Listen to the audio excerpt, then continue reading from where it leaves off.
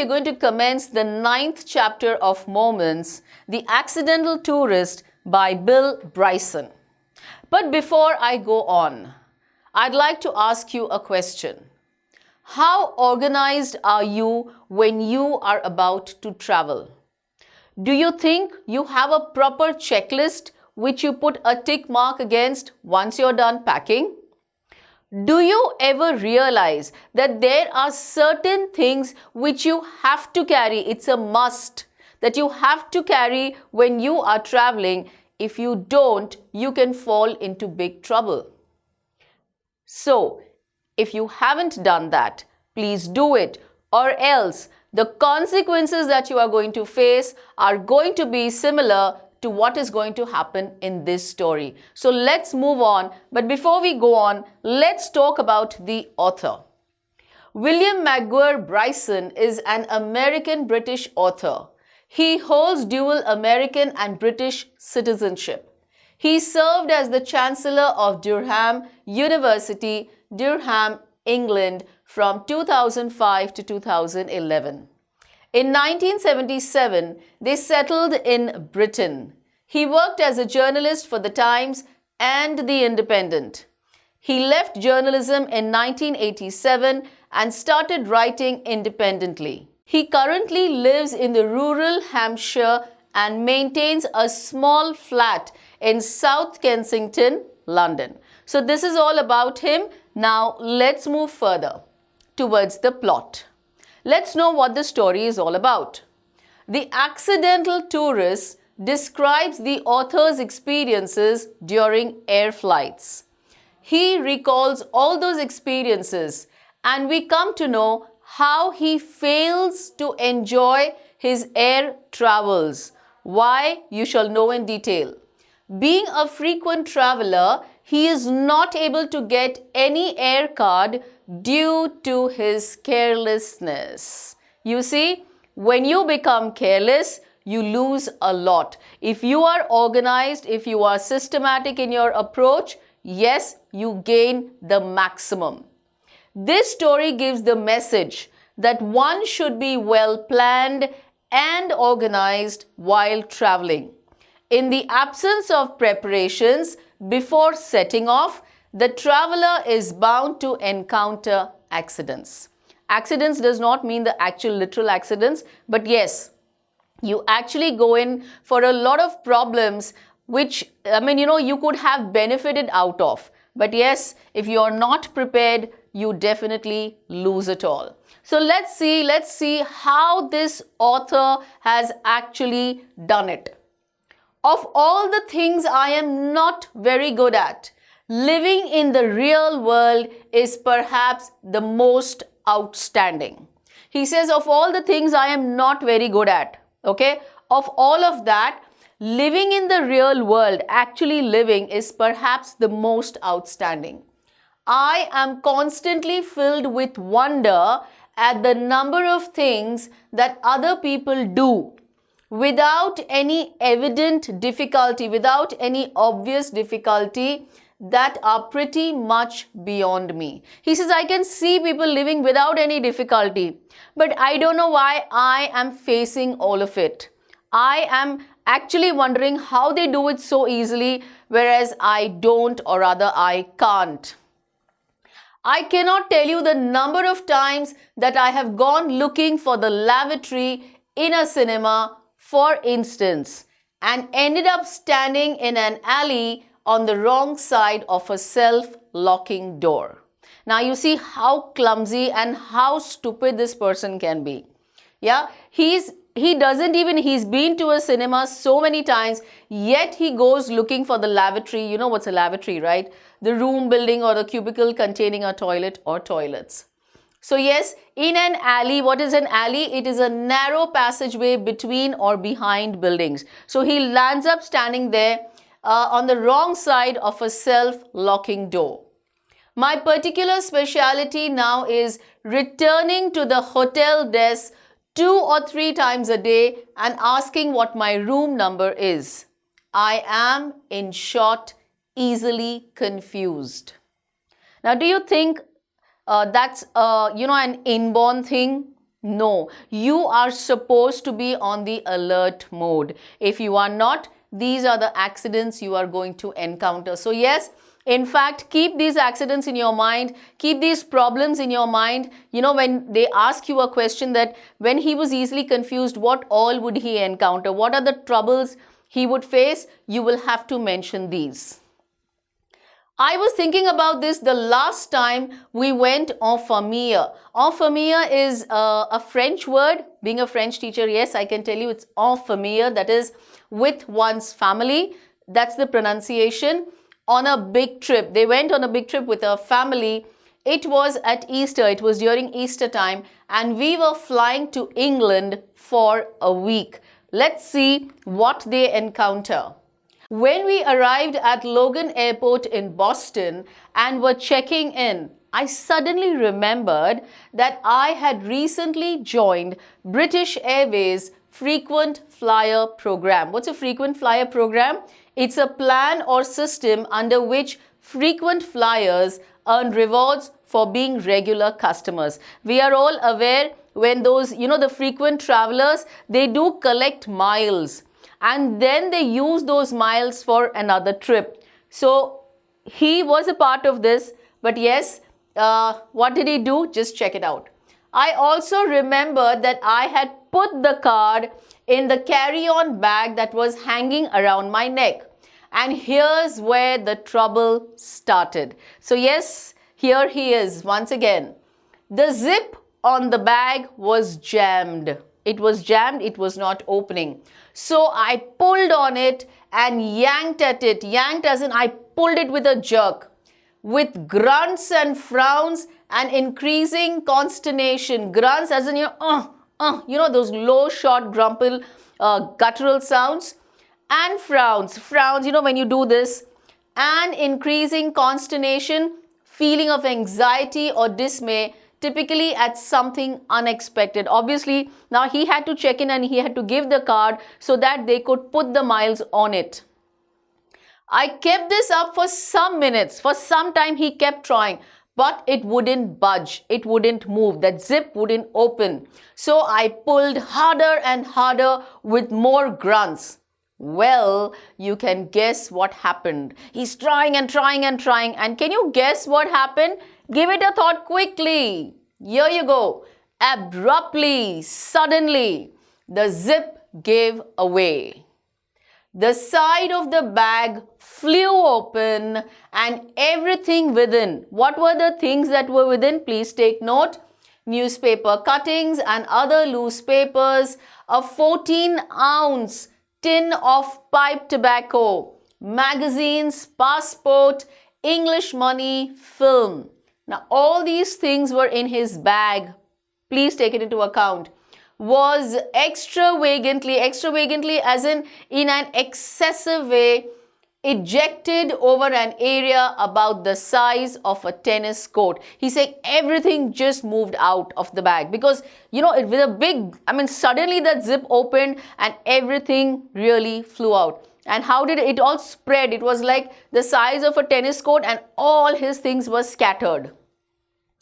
I watched dumbstruck. He was stuck. He didn't know what to do.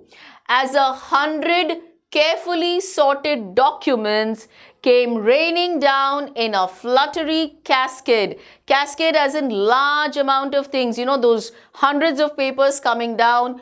Coins bounced to a variety of noisy oblivions.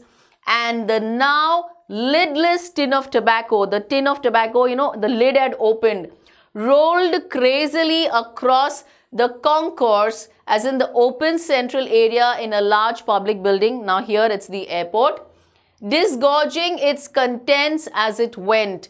Discharging all the contents, all the tobacco was out because the lid had opened. So all the tobacco was out, and as it went rolling, the tobacco kept falling out. Now, can you just imagine the scene? You are at the airport and there are so many people around you, and this is what happens to you. So one of the big consequences of not planning well, of not organizing your packing well before you travel. So this is one big episode that happened to him. My tobacco, now more than anything else, the passport and the papers, he was worried about the tobacco. My tobacco, I cried in horror, thinking what I would have to pay for that much tobacco in London now that another budget had come and gone, and then changed the cry to my finger, as I discovered that I had gashed my finger. I had got a deep long cut on my finger on the zip and was shedding blood in a lavish manner. Now, when the things happened, when that real thing happened and everything flew across, he started screaming, my tobacco, my tobacco. Why? Because he said, now when I go to London, now there the budget had just come and gone. So I'm sure the rates must be high. So he has no idea how much more he will have to pay for the tobacco. He must have got it cheap, so he was carrying it with him. Yeah. But after that, within no seconds, instead of saying my tobacco, he started crying my finger, my finger. Why? Because he had got a long, deep cut on the finger. Like, because it was on the zip had given him a deep cut and it was bleeding a lot. It was bleeding profusely. I am not very good around flowing blood generally, but when it's my own, well, I think hysterics are fully justified. Hysterics as in wildly emotional and exaggerated reactions. Now, I cannot see someone else's blood, but of course, it's my very own finger. It started bleeding. So obviously, I would react to it, and that's what he did. Confused and unable to help, my hair went into the panic mode. He was totally, shocked. He was totally in a panicky state. He did not know what to do. The things were all scattered. His finger was bleeding. So you can imagine what he was going through. It was at this point that my wife looked at me with an expression of wonder. Obviously, whoever is around you, whoever is with you will just be shocked what is going on. Not anger or exasperation. Exasperation as in feeling of intense irritation or annoyance. She was not angry, she was not irritated, but just simple wonder, and said, I can't believe you do this for a living. She says, I have no idea how you can do this. How do you really live? Is this the way? I just can't believe you. But I'm afraid it's so. It is the case. I always have catastrophes when I travel. Catastrophes are unfortunate or unsuccessful events. He's so full of them. He's always full of them. So sort of immune to it by now, I guess. Once on an aeroplane, now another episode, he's sharing all the different embarrassments, I should say, or the catastrophes that he went through. He is telling us all of them. He's sharing it with us. So this is another one. That was one at the airport with his family. The other one is, once on an aeroplane, I leaned over to tie a shoelace. Just at the moment, someone in the seat ahead of me threw his seat back into a full recline. You know what's a recline chair, right? It goes full. The ability of the seat to move back into a sloping position. We are all aware of recliner chairs. So yes, while he was tying his shoelace, coincidentally, at the same time, the person who was sitting ahead of him put the chair into the recline mode. And he found himself pinned helplessly in the crash position. Now he was down and the chair was on top. He was right down and he was stuck. He was totally stuck there. It was only by clawing the leg of the man sitting next to me that I managed to get myself freed. Clawing as in literally, he clutched the person's leg that please help me, because he was totally, under the chair. He was literally there. And so with that, the man must have requested the guy ahead, please pull your chair, and so he could free himself. Now, that was another episode. Moving to yet another. On another occasion, see, please remember these episodes, because I'm sure, they will ask you to explain 2 or 3 episodes, because this, chapter is all about the different episodes, this different problems that he is facing. So you need to remember them.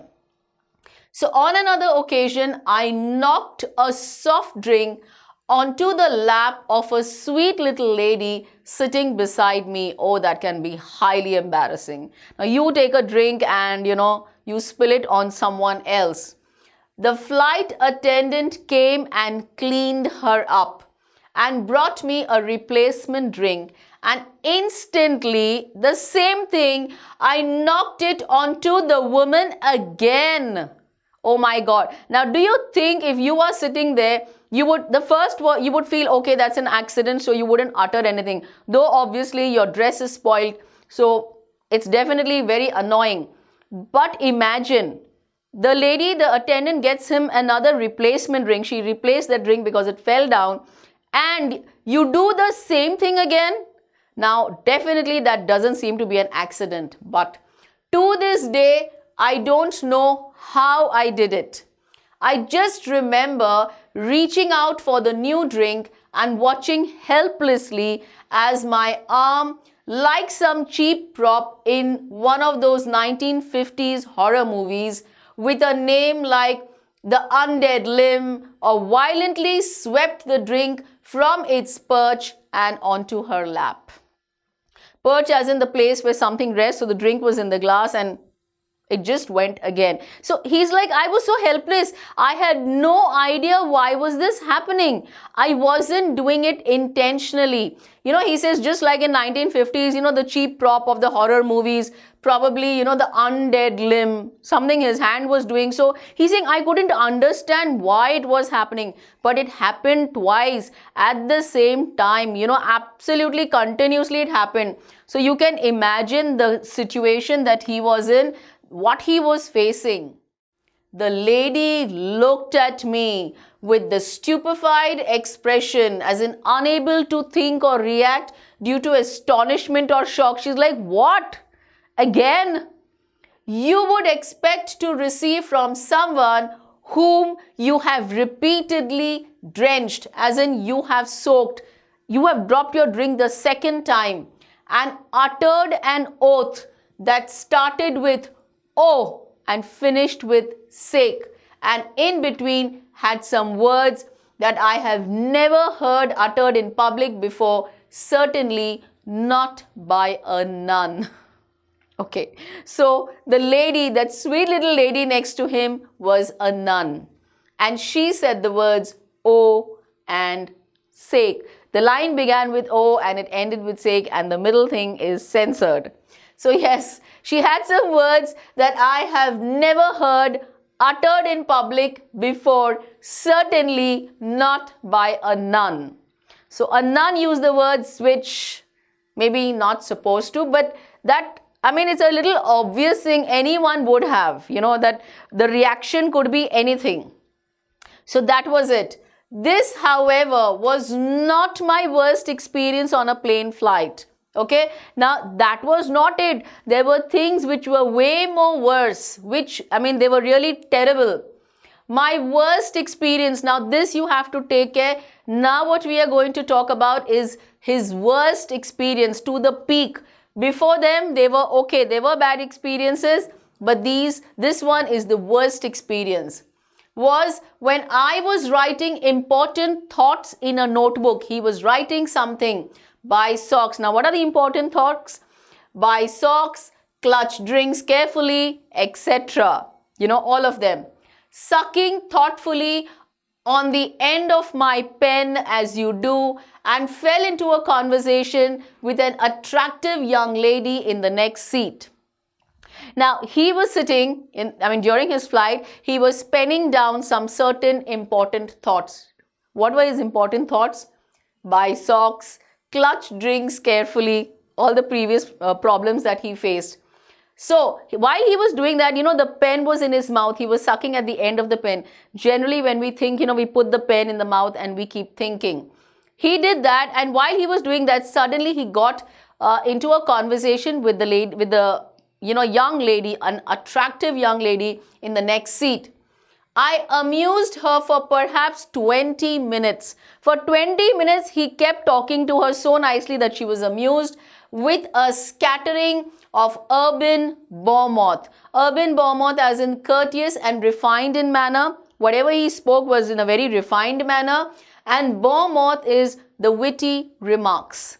So, witty is, when suddenly you come up with something innovative, remarks in humor. You give a lot of humor that time, but very beautifully said. So, he was very full of it. Then he retired to the lavatory. He went to the washroom where I discovered that the pen had leaked and that my mouth, chin, tongue, teeth and gums, you can imagine the blue thing, were now a striking scrub resistant navy blue and would remain so for several days. This was the worst experience he had experienced. So while he was talking to the lady, remember his pen was in his mouth and he was thinking, but the pen had leaked and the ink had gone all over his mouth, his chin, his tongue, his teeth and his gums. It had gone so deep inside. Well, I'm really wondering why the lady did not tell him. But yes, he discovered that only after he spoke to that lady for 20 minutes. And then when he went to the washroom and he saw himself in the mirror and he was terribly shocked. That color was scrub resistant navy blue. He couldn't even, wash it through and would remain so for several days. For so many days, he went around with that blue mouth, blue chin. And inside he kept his mouth shut. So maybe the teeth, tongue and the gums were not visible to anybody. So you will understand, I trust, when I tell you how much I ache to be a suave. A suave as in a sophisticated, polite person. So I really long to be polite. I would love just once in my life to rise from a dinner table without looking as if I have just experienced an extremely localized seismic event. Seismic event as an unusually an earthquake. Maybe I have, experienced something like this. I've gone through something like this. Get in a car and close the door without leaving 14 inches of the coat outside. Wear light colored trousers without discovering at the end of the day that I have at various times sat on chewing gum, ice cream, cough syrup and motor oil. But it is not to be. He says, I'm longing to be really good. I'm longing to be perfect. I'm longing not to be careless and land up doing all these things.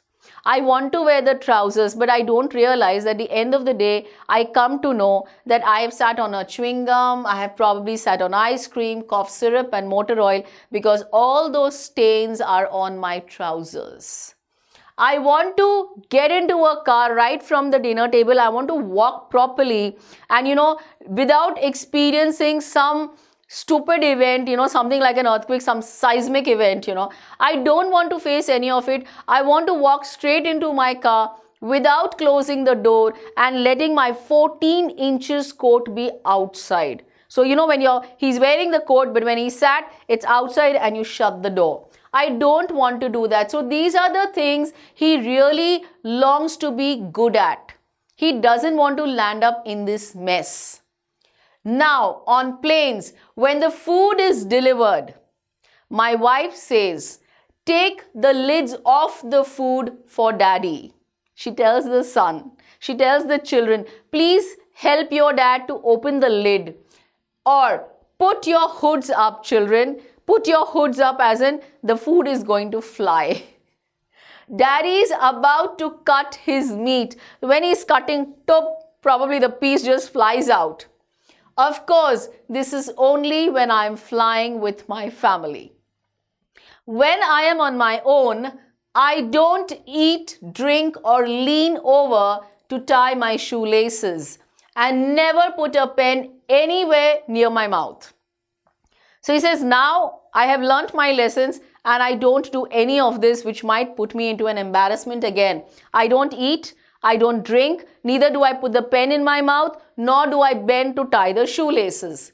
I just sit very, very quietly, sometimes on my hands, to keep them from flying out unexpectedly and causing liquid mischief. He says, literally, I keep my hands under my legs so that they don't fly out and then they don't do something untoward, something odd. They don't cause any liquid mischief. It's not much fun, but it does at least cut down on the laundry bills. Why the laundry bills? Because he spoils his own clothes. He stains them, and then of course he has to pay heavy laundry bills. You have to pay extra for all the stains that you have put on your clothes. I never did get my frequent flyer miles, by the way. Now, he was such a frequent traveler. But you know what? He never ever got his frequent flyer miles on the card. Why so? Now, you can imagine, after going through so much, you can imagine what type of a person he was. I never do. I couldn't find the card in time. This has become a real frustration for me. Now, just imagine, you are getting so many miles for free. I mean, of course, you're flying and you're getting it, but then you can use those miles for another trip and your trip literally becomes free. But just imagine, he never does it because he never gets that card in time. He never organizes his travel. He doesn't keep it in a proper place so that he can remove it in time and they can add the miles, to him. But sorry to say, he never does it. And so he is highly frustrated. Everyone I know, everyone is forever flying off to Bali first class with their air miles. They are going for free trips, but just imagine, they are traveling by first class. What it is to travel by first class, absolutely free. You can imagine what he is losing on just for the carelessness. I never get to collect anything. I must fly 1 lakh miles a year. Yet I have accumulated only about 212 air miles between 23 airlines. The figures are highly shocking, aren't they? Imagine if you would be in his place. Wow, you could have collected so many miles and traveled lavishly to whichever destination you want by first class. But see the soul. Should I say the poor soul? No, I wouldn't call him a poor soul. He has done a wrong thing because he never does anything systematically. This is because either I forget to ask for the air miles when I check in, or I remember to ask for them, but the airline then manages not to record them, or the check-in clerk informs me that I am not entitled to them. Entitled as in you are not the deserving. It's inherently deserving of privileges or special treatment. You are not eligible for it. So these are the different ways he misses his air miles. He either forgets to ask during the check-in, or he remembers to ask for them, but the airline then manages not to record them. Some way or the other, they miss on it, or the check-in clerk informs that you are not entitled for the same. In January, on a flight to Australia, a flight for which I was going to get about a zillion air miles, the clerk shook her head when I presented my card and told me I was not entitled to any. Now imagine, he got the card, he asked during the check-in time, but the person over there tells, the clerk tells him that, look, you are not entitled to any. He could have collected a zillion air miles. Such a frequent traveler, and this is what he does. Why? He wanted to know, why is he not eligible? Why is he not entitled? The ticket is in the name of B. Bryson and the card is in the name of W. Bryson. She says this is different. The names are different. It is not even possible. Your ticket has B. Bryson and the card has W. Bryson. How is it possible? So you're not entitled. I explained to her the close and venerable relationship between Bill and William, but she wouldn't have it. He explained, look, this is the same person. Both the names belong to one person, but she was not ready to take it. She was not ready to accept the fact. So I didn't get my air miles and won't be flying to Bali first class just yet. And yet again he loses the chance of winning his free miles and flying to Bali first class. Perhaps now, he's trying to console himself. He says, okay, so with a very positive thought, he says, perhaps just as well, really, I could never go that long without eating. He says, traveling to Bali, it's a very long flight.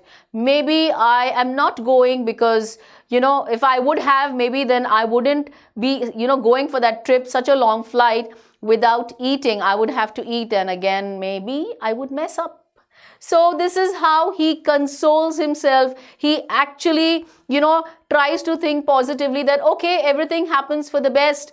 But is that right? In his case, okay, he's thinking positive here. But at the end, if you look at the moral of the story, the gist, what was the problem? The core problem was his carelessness. He never packed way before. Last minute packing never helps. You tend to miss out, and especially if you are traveling by air.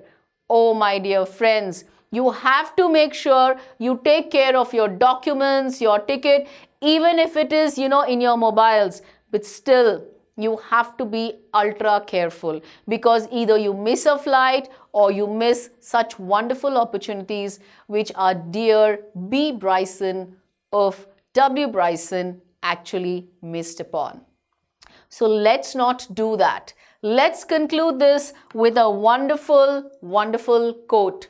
It's better to travel well than to arrive, says Buddha. He says you should travel well.